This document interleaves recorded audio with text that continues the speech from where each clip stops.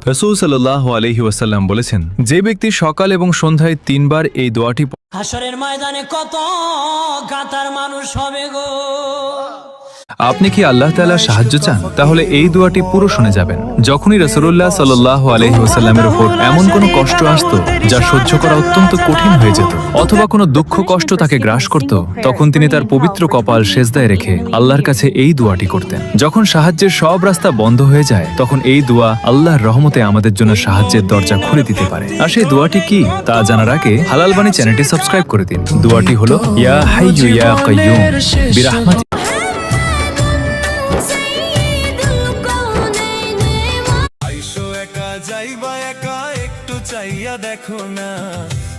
আপনি কি আল্লাহ তাআলার সাহায্য চান, তাহলে এই দোয়াটি পুরো শুনে যাবেন।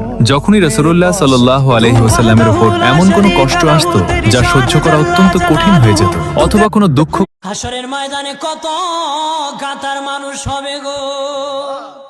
আপনি কি আল্লাহ তাআলার সাহায্য চান, তাহলে এই দোয়াটি পুরো শুনে যাবেন। যখনই রাসূলুল্লাহ সাল্লাল্লাহু আলাইহি ওয়াসাল্লামের উপর এমন কোনো কষ্ট আসতো যা সহ্য করা অত্যন্ত কঠিন হয়ে যেত, অথবা কোনো দুঃখ কষ্ট তাকে গ্রাস করত, তখন তিনি তার পবিত্র কপাল সেজদায় রেখে আল্লাহর কাছে এই দোয়াটি করতেন। যখন সাহায্যের সব রাস্তা বন্ধ হয়ে যায়, তখন এই দোয়া আল্লাহর রহমতে আমাদের জন্য সাহায্যের দরজা খুলে দিতে পারে। আর সেই দোয়াটি কি তা জানার আগে হালাল বাণী চ্যানেলটি সাবস্ক্রাইব করে দিন। দোয়াটি হলো, ইয়া হাইয়্যু ইয়া কাইয়্যুম বিরহমাতি।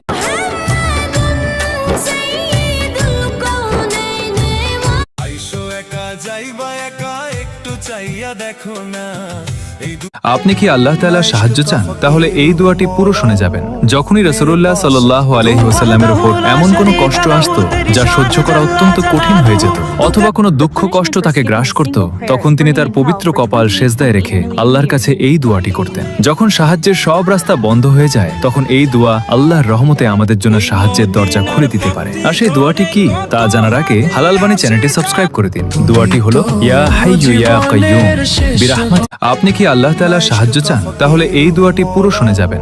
যখনই রাসূলুল্লাহ সাল্লাল্লাহু আলাইহি ওয়াসাল্লামের উপর এমন কোনো কষ্ট আসতো যা সহ্য করা অত্যন্ত কঠিন হয়ে যেত, অথবা কোনো দুঃখ কষ্ট তাকে গ্রাস করত, তখন তিনি তার পবিত্র কপাল সেজদায় রেখে আল্লাহর কাছে এই দোয়াটি করতেন। যখন সাহায্যের সব রাস্তা বন্ধ হয়ে যায়, তখন এই দোয়া আল্লাহর রহমতে আমাদের জন্য সাহায্যের দরজা খুলে দিতে পারে। আর সেই দোয়াটি কি তা জানার আগে হালাল বাণী চ্যানেলটি সাবস্ক্রাইব করে দিন। দোয়াটি হলো, ইয়া হাইয়্যু ইয়া কাইয়্যুম বিরহমাতি।